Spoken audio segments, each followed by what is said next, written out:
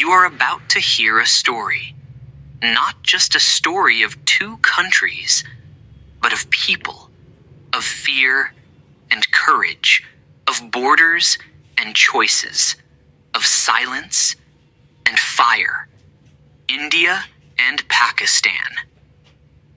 Two nations standing face to face. The world watches, the people wait. One wrong move, and everything could change. This is not history. This is now.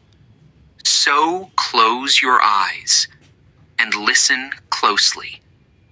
Because every heartbeat, every breath, could be the moment that decides it all. Chapter 1. A History of Tension. India and Pakistan have been enemies for many years. They fought wars and never truly trusted each other. But in 2025, something new happened. Something dangerous. Something that could change everything. Let me take you back. Back to where it began. After British rule ended in 1947, India and Pakistan were born as two separate nations, but they were born in pain, in blood, and in fear. Families were torn apart. Friends became strangers. Borders were drawn with ink. But they felt like cuts made with knives. Kashmir, a beautiful land of mountains and rivers, became the center of the conflict. Both India and Pakistan wanted it. Both believed it was theirs. And so, they fought. In 1947. Again in 1965. Then in 1971. Thousands died. Millions lived in fear. And still, the border stayed. Cold. Silent. Dangerous. Over the years, there were small steps towards peace. Talks, meetings, even hope. But the anger never disappeared. It stayed hidden, like fire under the ground, waiting. Then came 2025. The world was already tense. Climate change, food shortages, political games. And then, one morning, a small village near the India-Pakistan border was gone. Destroyed. Flattened by an explosion no one could explain. Indian soldiers blamed Pakistan. Pakistani leaders said, "It wasn't us." But no one believed the other. Not this time. The news spread fast. Headlines screamed, "Attack on the border!" Is war coming again? In the streets, people were angry. In homes, they were afraid. Old stories came back. Old hate returned. And the fire that was sleeping under the ground started to burn again.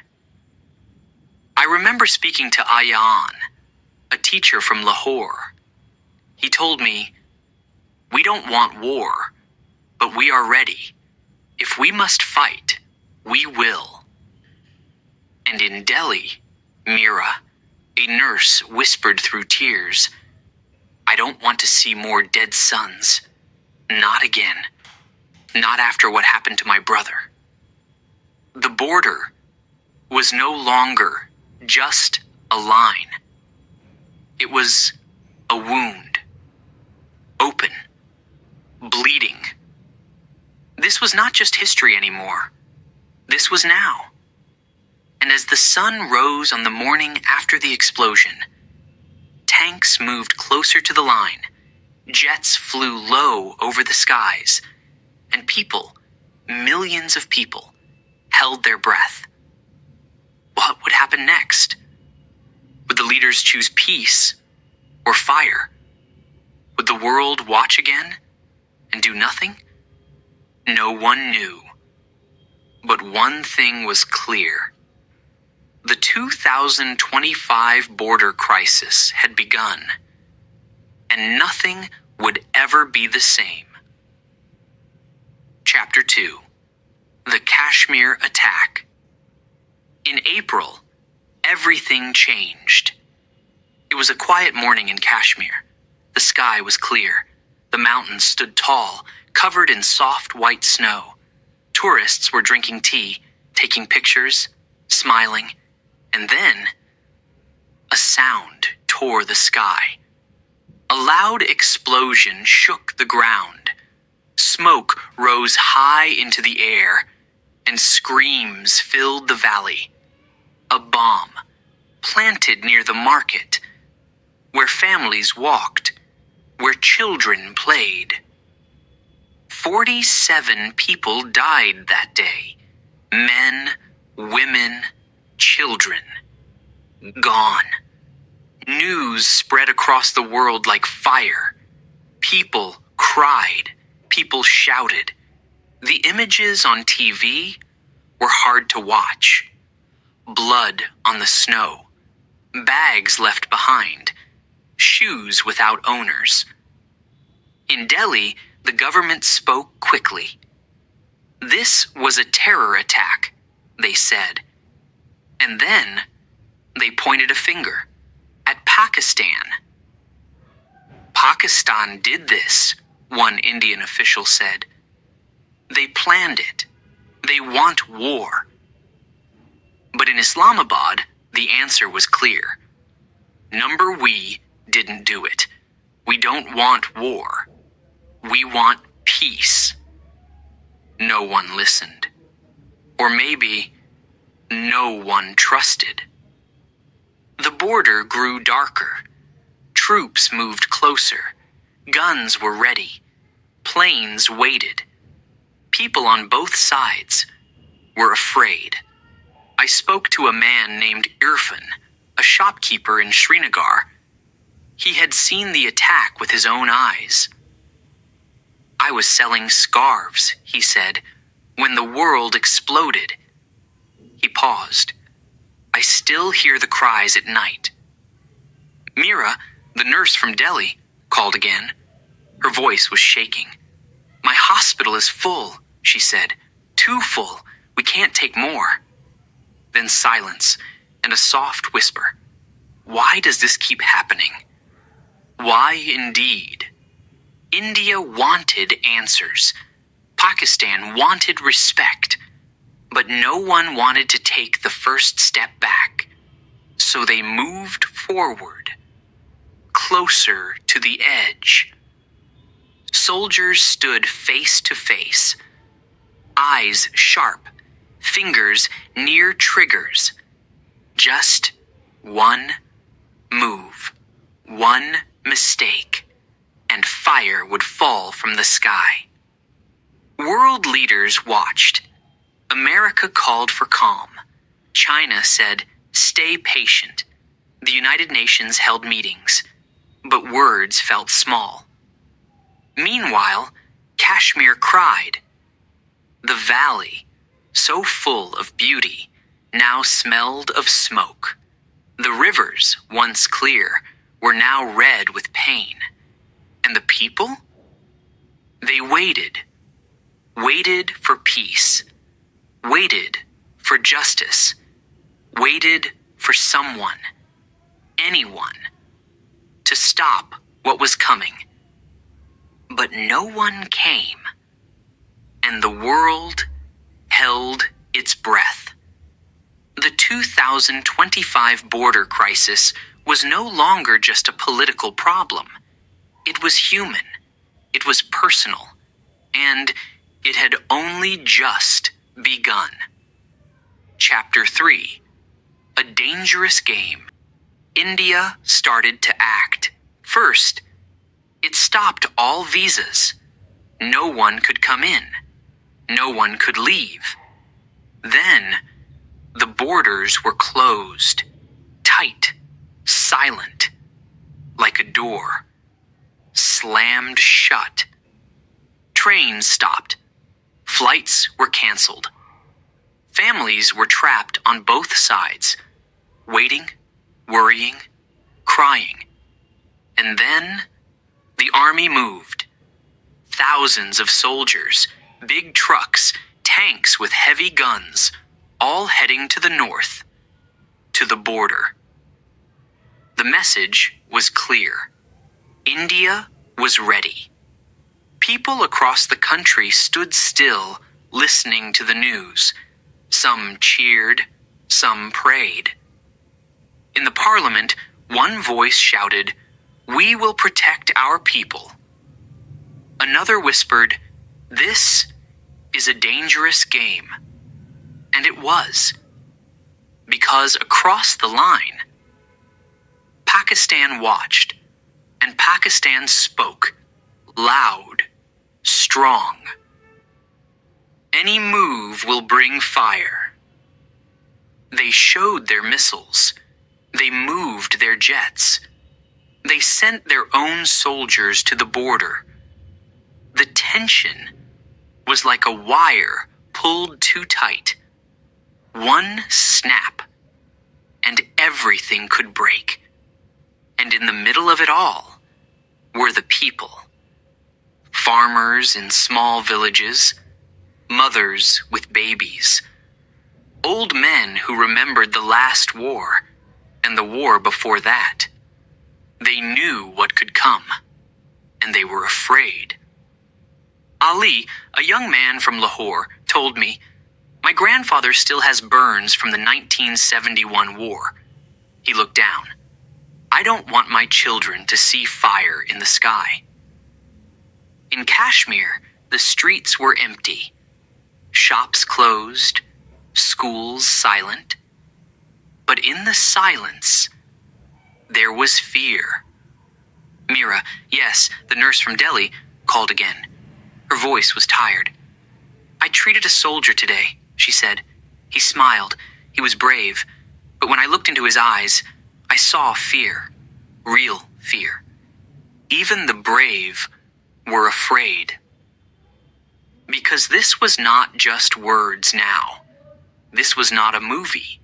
This was real. Both sides were waiting. Both sides were angry. And both had weapons that could destroy more than just cities. They could destroy hope. Still, there were voices calling for peace.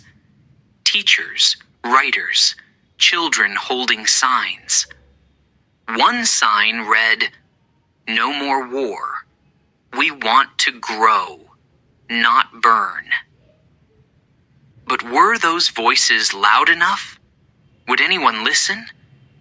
The leaders played their moves like a chess game. Each step careful, each step dangerous. But this wasn't a game.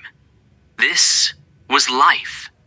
And with each hour, the line between peace and war grew thinner and thinner.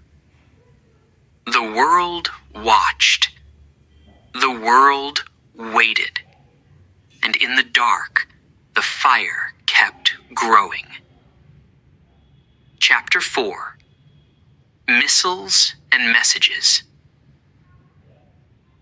The sky was not quiet anymore. In early May, Pakistan launched missile tests, one after another, loud, fast, terrifying. They lit up the sky like fire in the night. Boom, boom, boom. The message was clear. We are ready. India answered. Fighter jets filled the air, day and night, watching, waiting, preparing. Air patrols flew over the border again and again, low and loud, like thunder rolling through the sky. No one fired the first shot, not yet, but the weapons were ready. ready. The soldiers were ready. And still, no one blinked. It was like a game, but with no winners, only loss, only pain. The world held its breath. The United Nations called for peace. Leaders from Europe, Africa, and Asia sent messages. Some begged, some warned. America said, this could become the next world war. But India and Pakistan, they didn't stop. They watched each other like hunters in the dark. Mira, yes, Mira, sent me another message. It was a voice note this time. I could hear children crying in the background. She said, we're teaching the children how to hide under the tables, just in case. She stopped, then added, I never thought I'd have to do that. In Lahore, Ali stood on his rooftop and recorded a video. He showed the sky and a trail of smoke from a test missile. His voice was soft. We're not sleeping much these days. We just wait. And in Kashmir, the silence felt loud. No one smiled. No one laughed. People waited for the sound that might change everything. The first bomb, the first scream, the first death.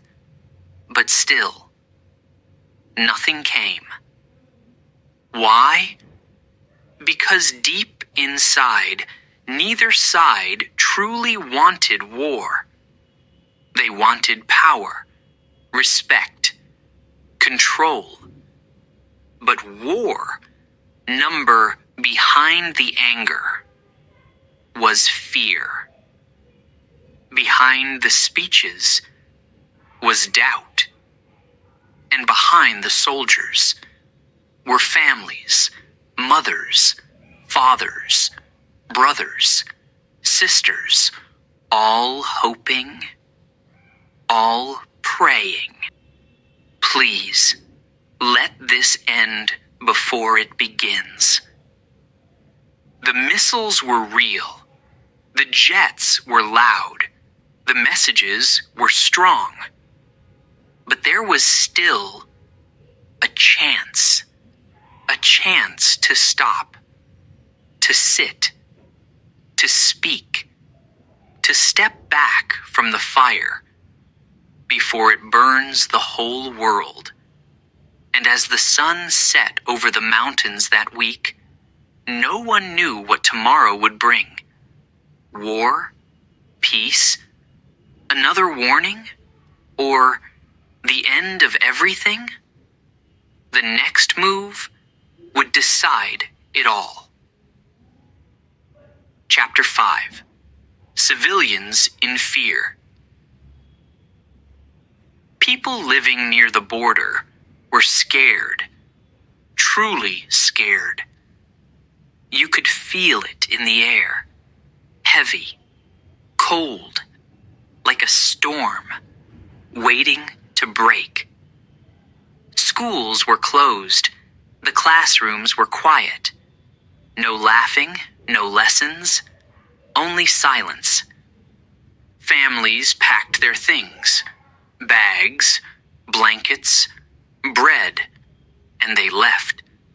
Some walked for hours. Others drove away in old cars filled with children and fear. They didn't know where they were going. They just knew they had to leave. One father told a reporter, "I don't care about money. I only care about my family. We can't stay here." In village after village, the same story. Doors locked, shops empty, mosques and temples filled with quiet prayers. And the question, the same question, was whispered again and again. Will there be war? No one knew.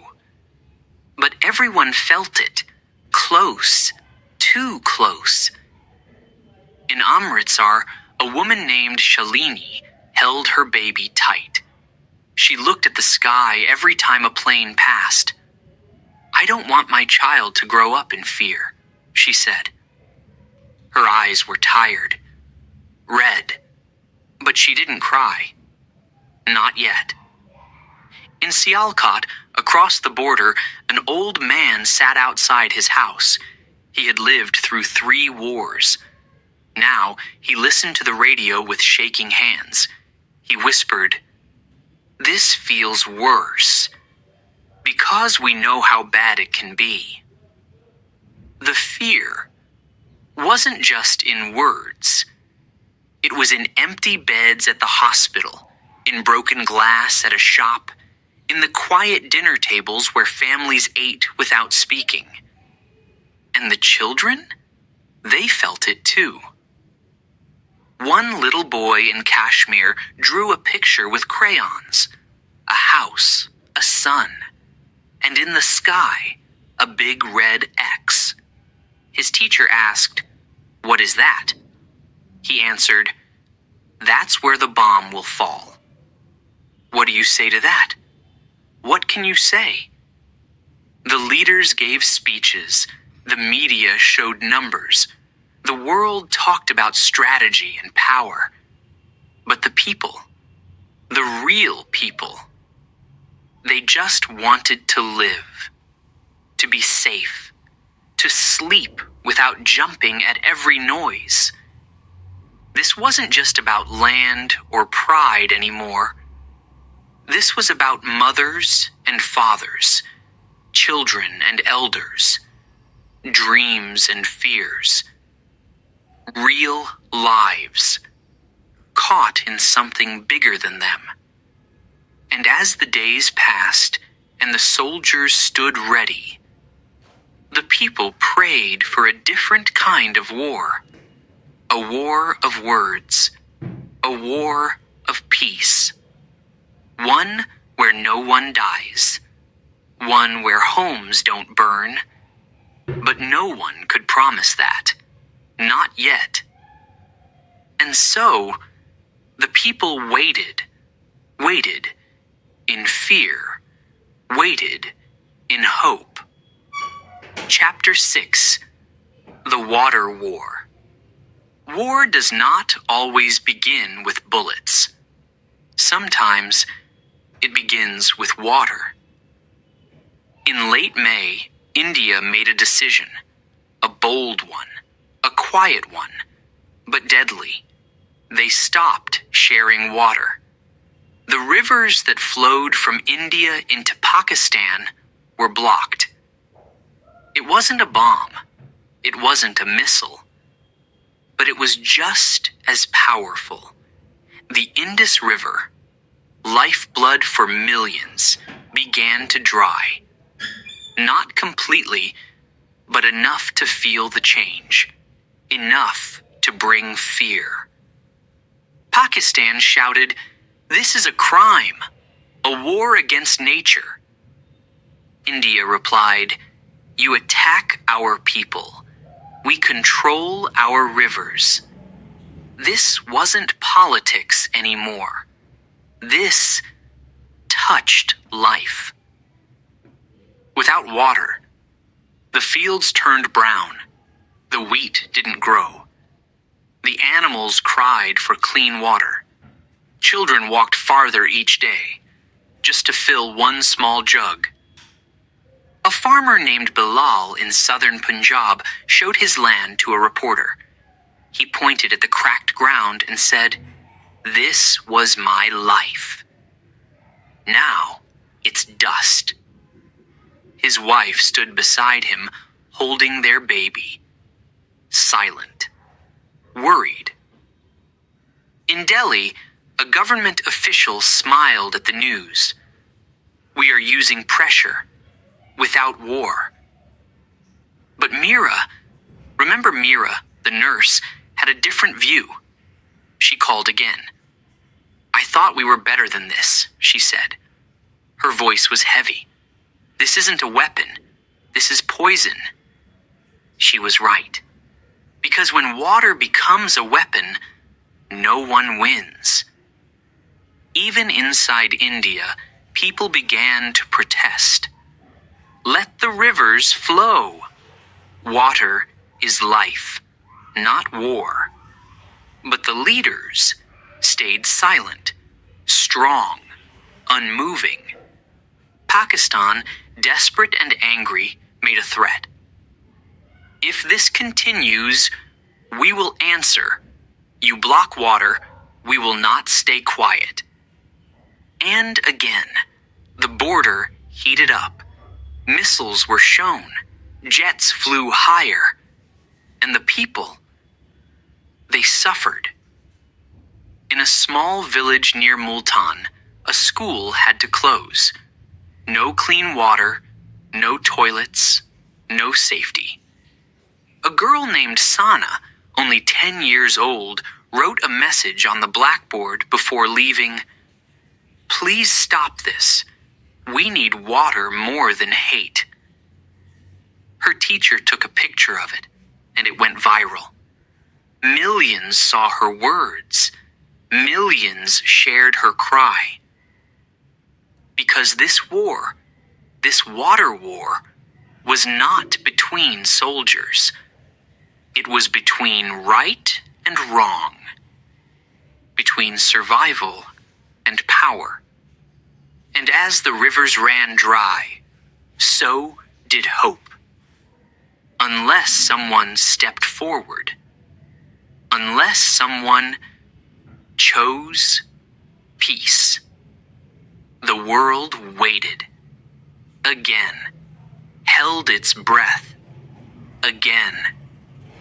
Because when water disappears, what comes next? Floods of fire or rivers of peace? That was the question no one could yet answer. Chapter 7. The World Reacts. The world was finally waking up. Too late? Maybe. But still, they reacted. The fear had grown too loud, too real. Missiles in the sky, jets in the air, and rivers turned into weapons. It was no longer just a regional problem. It was a global threat. From Tehran, Iran sent a message. A soft voice, but a strong one. "We call for peace," they said. "Talk before more people die." Their words were honest, simple, powerful. Next came China. They didn't whisper, they spoke with weight. "Both India and Pakistan must stop," they said. "This crisis affects us all." And Russia, they agreed. "We know war. We know loss," said one Russian leader. "Peace is always the better path." And the United Nations? They held meetings, made statements, but their voice felt weak.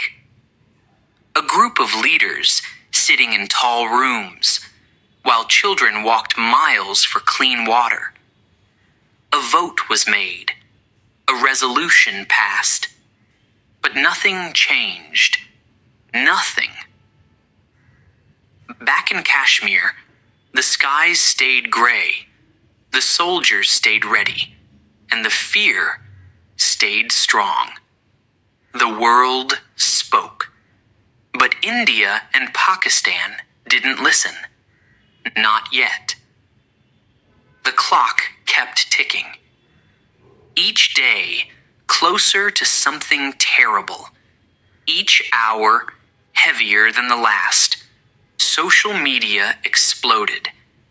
Hashtags like #NoToWar and #Water is Life spread fast.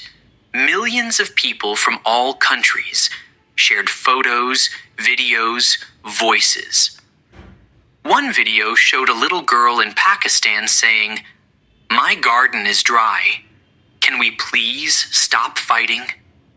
Another showed a boy in India drawing two flags, India and Pakistan, joined by a heart. People cared. People tried. But governments, they were slow.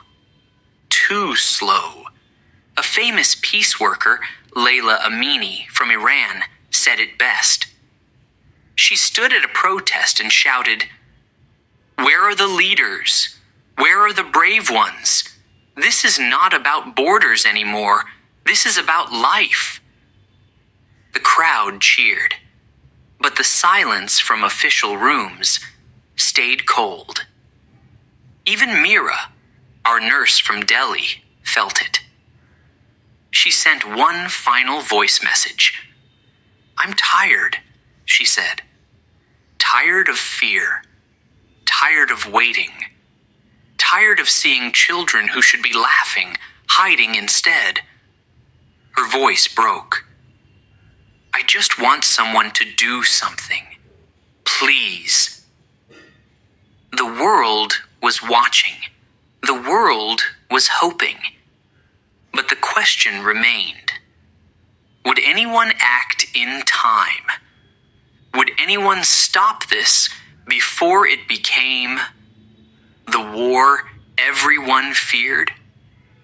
Or would history repeat itself again and again and again? No one knew, but time was running out. Chapter 8. What the People Want. The leaders shouted, but the people whispered something different. Not everyone wanted war. Not everyone wanted fire. Some Indians were angry. Yes, they wanted justice. They wanted strength. They said, "They attacked us. We must answer." But others were tired. Tired of fear. Tired of waiting. Tired of the same pain coming back again. In Pakistan, it was the same. Some cried out, "We must protect our land," but many just wanted it all to stop. A mother in Karachi said, "My son has exams next week, but all he talks about is bombs." She held his school books in her hand. "Books, not bullets," she whispered. And the young people, the students, the workers, the dreamers, they were different. They didn't want revenge. They wanted peace. Real peace. In Mumbai, college students held candles in the street.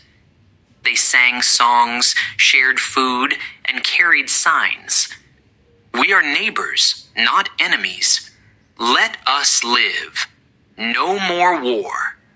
In Lahore, young artists painted murals on the walls.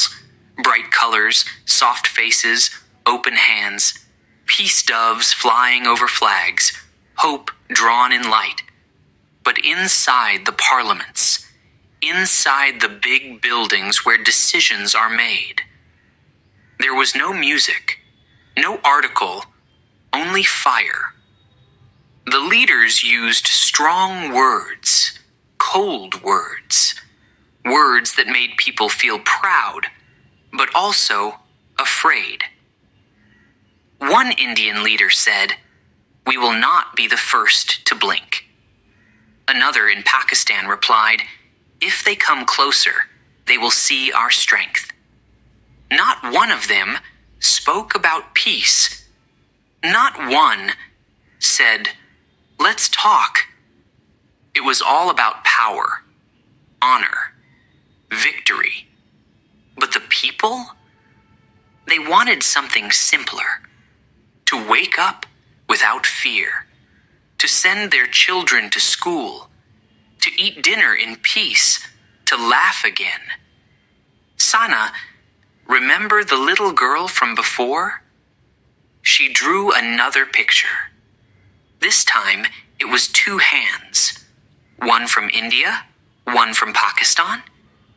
And between them, a river full of fish, birds, and life.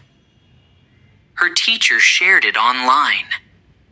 And soon, thousands of people saw it, liked it, shared it. Because deep inside, that's what most people wanted. Not to win, just to live. And as tanks waited, and planes flew, and the world held its breath, one question grew louder. Can the voice of the people be louder than the voice of war? We didn't know the answer. Not yet. But we hoped. We hoped that someone, somewhere, was listening. Chapter 9. The Nuclear Shadow. There was something darker now, something heavier, above everything else. A shadow, a nuclear shadow. Because both India and Pakistan have nuclear weapons. Big ones, fast ones, powerful enough to destroy cities in seconds. And everyone knew it. Experts went on television. They spoke in calm voices, but their words were terrifying. One wrong move, they said, just one, could end millions of lives. Not thousands, millions. People listened. But were the leaders listening too? That was the question. In bunkers and military rooms, fingers hovered near buttons. Cold rooms, flashing lights, eyes watching screens. Every second, each country had plans, maps, targets. And if war started, those plans would come alive. But here's the truth. Once a nuclear weapon is used, there's no going back, no pause, no fix, just smoke, silence, and ashes. Still, no one backed down. Not India, not Pakistan. Pride stood taller than fear. Anger burned brighter than caution. One Indian general said, "We are ready for any level of war." A Pakistani commander answered, "Let them come. They will regret it." These weren't movie lines. They were real, and they were dangerous. At home, people shook their heads. A boy in Delhi told his mother, "Will we all die?" She didn't answer. She couldn't. A woman in Islamabad hid her wedding dress in a bag, just in case they had to run. She whispered, "I wanted to wear it in spring. Now I just want to live." And the world watched in fear. Nuclear nations on the edge of war. History had seen it before, but this time, it felt closer, more real, more possible. Because the shadow was growing. The missiles were ready. The mines were hard. The clock was ticking. And yet, deep inside, everyone knew No one wins a nuclear war. Not India, not Pakistan, not anyone. Because after the fire comes the cold. After the light comes the dark. And after the war comes nothing. So why? Why keep walking toward the edge?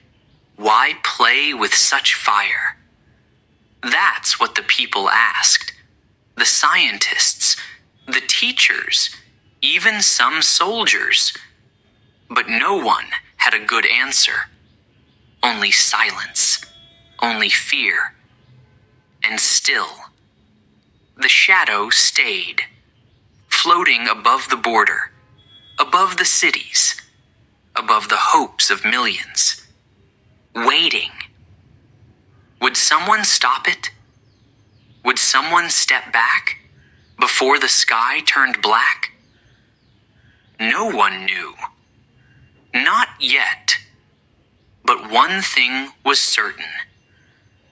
If that line was crossed, the world would never, ever be the same. Chapter 10. A Line in the Dust. Now, the world watches, eyes wide, hearts heavy, breath held. Every second feels like a question. Every silence feels like a warning. Will India and Pakistan choose war or choose wisdom? No one knows. Not yet. But everyone feels it. We are standing on the edge, and beneath our feet there is a line. Not a line on a map. Not a border written with ink. This line is in the dust, drawn by history, shaped by fear, waiting to be crossed. One step forward, and the world could fall. One step back, and maybe, just maybe, we survive. The leaders are silent now. Too many words have already been said. Too many threats have already flown. Now, it's time to choose. And the choice is not small. Because this is not just about politics anymore. It's about people. People who want to sleep without sirens. People who want to drink clean water. People who want to laugh, to live. In a small village near the border, a child plays with dust. She draws shapes with her fingers, circles, hearts, a sun. She doesn't know about war. She just wants the sun to rise tomorrow. In a city far away, a man prays in the dark. He lights a candle. He says, "Please, let them see the truth." And somewhere in between, in some secret room, the decision is being made. Will the tanks move? Will the skies break open? Or will someone be brave enough to stop? Not brave to fight, brave enough to not fight. Because peace, real peace, takes more courage than war ever did. We stand at this moment, not just as countries, but as humans. South Asia waits. The rivers wait. The children wait. And far beyond the borders, the whole world listens. Because if India and Pakistan fall into war, others may follow. But if they choose peace, others may rise. This is the line in the dust, the final line. And once it is crossed, there's no turning back. So, let the voices of the people rise. Let the dreams of the children speak louder than the drums of war. Let wisdom win. Let fire sleep. Let hope breathe again. Because the future of South Asia, and maybe even the world, hangs in the balance. Right here, right now.